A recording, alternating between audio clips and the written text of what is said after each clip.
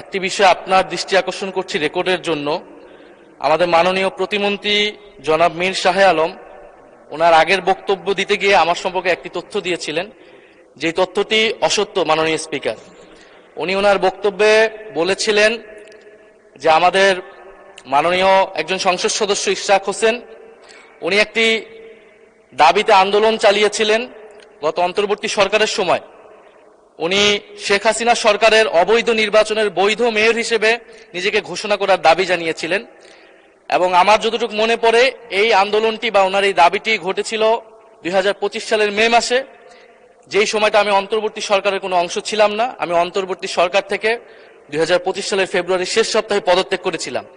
ফলে ওনার এই অসত্য তথ্যটিকে সংশোধন করার অনুরোধ রইল মাননীয় স্পিকার। এই জন্য আপনার দৃষ্টি আকর্ষণ করছি, এটা খুব বেশি দিন আগের ঘটনা নয়।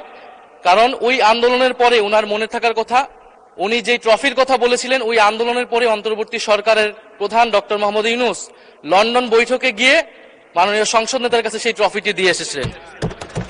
যদি অবৈধ নির্বাচনের অবৈধ দাবিদার আমি হয়ে থাকতাম, তাহলে ওই সময় বাংলাদেশের সর্বোচ্চ আদালত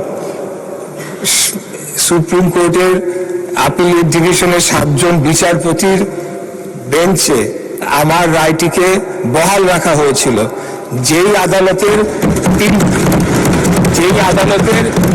রেফারেন্সের উপরে ভিত্তি করে বিগত অন্তর্বর্তীকালীন সরকার শপথ গ্রহণ করেছিল। সেই সরকারে আমাদের মাননীয় সেই আজকে যিনি সংসদ সদস্য মন্তব্য করেছেন, তিনিও শপথ নিয়েছিলেন। তাহলে সবকিছু অবৈধ করে দিতে হবে, বিগত সরকারের সমস্ত কিছুকে অবৈধ ঘোষণা করতে হবে।